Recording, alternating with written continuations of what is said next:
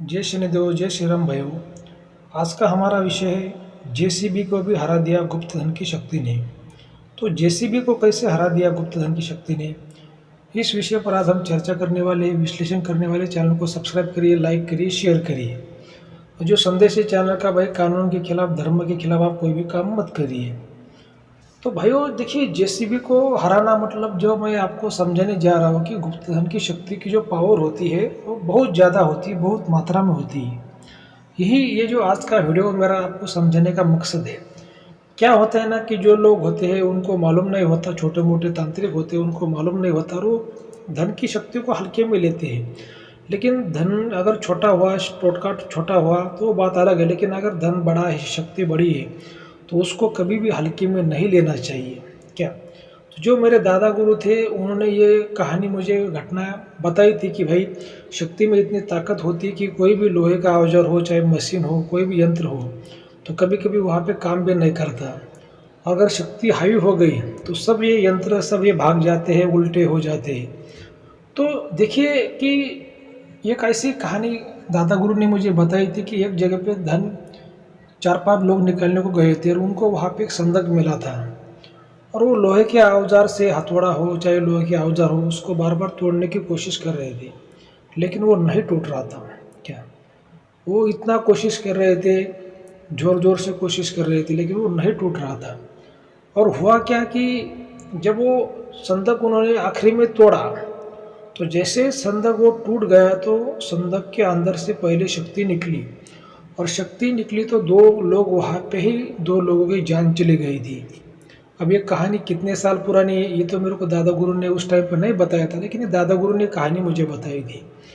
तो क्या होता है ना कि लोगों को क्या लगता है हम मशीन से धन की प्राप्ति कर सकते हैं, मशीन से हम शक्ति को हरा सकते हैं। तो देखिए, मशीन को आप शक्ति को नहीं हरा सकते। अगर छोटी मोटी शक्ति तो बात अलग है, लेकिन मेरा ये कहना होता है कि जो शक्तियाँ होती है उनको कोई भी नहीं हरा सकता। अगर शक्ति को आपको हराना है तो शक्ति की शांति, उसकी इच्छा पूर्ति, ये करना बहुत ज़रूरी है। लेकिन लोग क्या होते हैं, ना समझ होते हैं, वो नहीं जानते और ये ऐसे कुछ गलत काम कर देते हैं और उसमें उनकी जान भी जाती है, नुकसान भी होता है, ऐसी बातें होती है।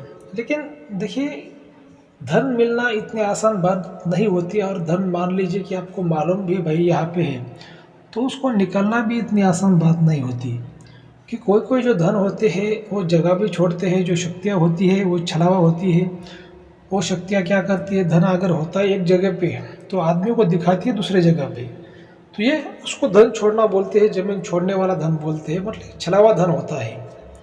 तो ये इतनी बातें आसान नहीं होती। इसके लिए अपना पिछला जन्म का पुण्य, पिछला जन्म का नसीब, ये जन्म का भी कोई पुण्य, भगवान की कृपा, ये सब बातों का देखना पड़ता है। ठीक है। लेकिन कोई कोई जो ऐसे दो नंबर काम करने वाले लालची लोग रहते, उनको क्या लगता है भाई कि चलो यहाँ पे धन है, ये निकालेंगे, ऐसा करेंगे, वैसा करेंगे।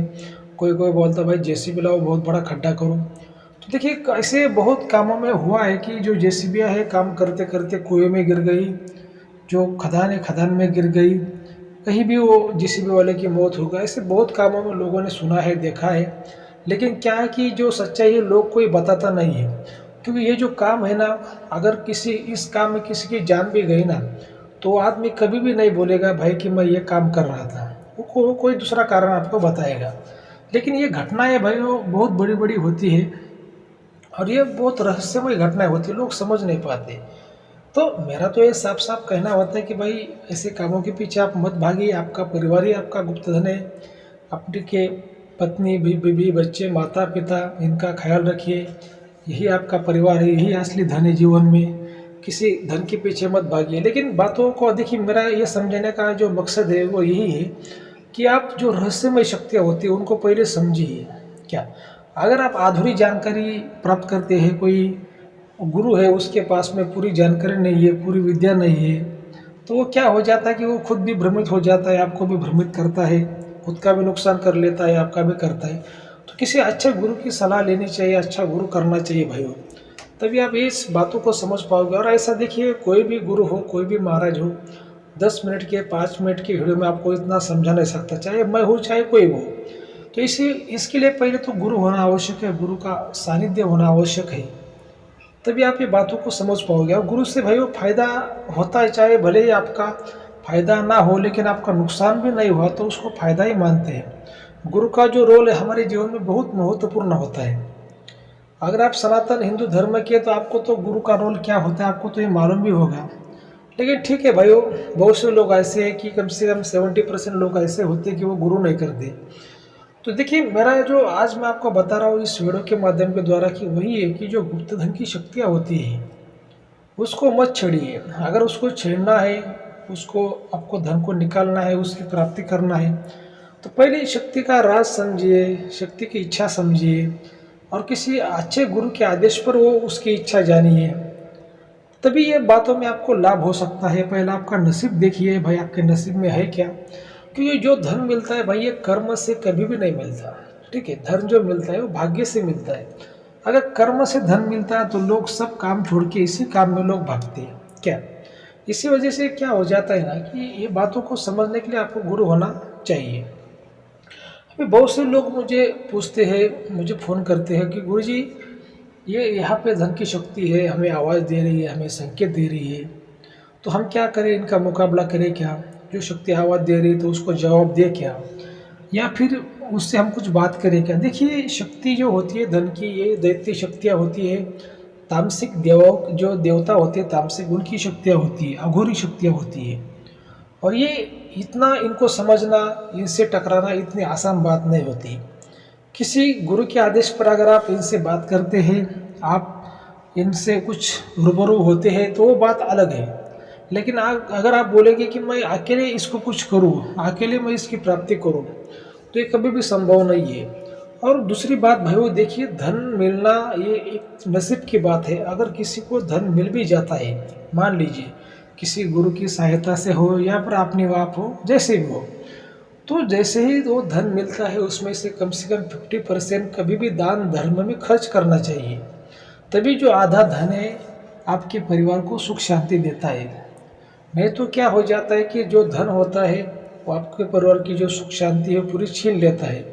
और कोई कोई लोग क्या करते हैं, किसी को धन मिल गया तो वो चोरी से चुपके से घर में उसको ऐसे गाड़ देते हैं, ऐसे कहीं पर रख देते हैं। तो क्या हो जाता है, जो धन है उसमें फिर से जान आ जाती है और वो फिर 2 गुना 3 गुना उसकी शक्ति एक्टिव होकर पूरे खानदान को ख़त्म कर देती है।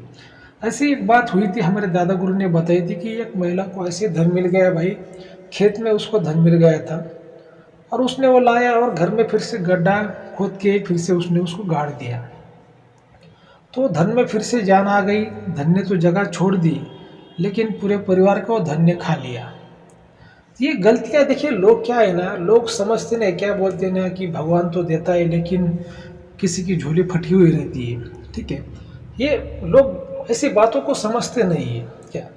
और ये जो धन का जो मामला होता है, जो गुप्त शक्ति का, गुप्त विद्या का जो मामला होता है, तो ये बहुत ही रहस्यमय होता है। इसके लिए मैंने बहुत से लोगों को मैं ज्ञान देता हूँ, हमेशा सही ज्ञान देने की मैं कोशिश करता हूँ। लेकिन लोगों को क्या लगता है कि भाई ऐसे खाली एक वीडियो में हम समझ जाएंगे, लेकिन देखिए एक वीडियो में कोई भी व्यक्ति नहीं समझ पाता। जो व्यक्ति हमेशा गुरु के सानिध्य में रहता है वो ऐसी बातों को समझ लेता है। और भाइयों देखिए, ये जो शक्तियाँ जो होती है तो ये जब एक्टिव होती है ना, तो जिस किसी व्यक्ति को ये संकेत देती है, जिस किसी व्यक्ति को आवाज़ देती है, चमत्कार दिखाती है, तो वो शक्ति का जो मकसद होता है कि उस व्यक्ति से संपर्क करना और उसको धन देना। लेकिन इसमें 2 तरह की शक्तियाँ होती है। एक तो होती है देने के लिए आई है और एक ऐसी होती है कि जो देने के लिए भी आई है और लेने के लिए भी आई है। क्या मतलब, फ़ायदा भी करेगी तो कुछ नुकसान के साथ करेगी, ऐसी भी कोई शक्तियाँ होती है। और कोई शक्तियाँ खाली फ़ायदा करेगी, क्या ऐसी भी होती है। तो ठीक है, जो मेरा आज का जो बताने का मकसद था भाई वो यही था कि जो शक्तियाँ होती है बहुत ही विनाशकारी होती है।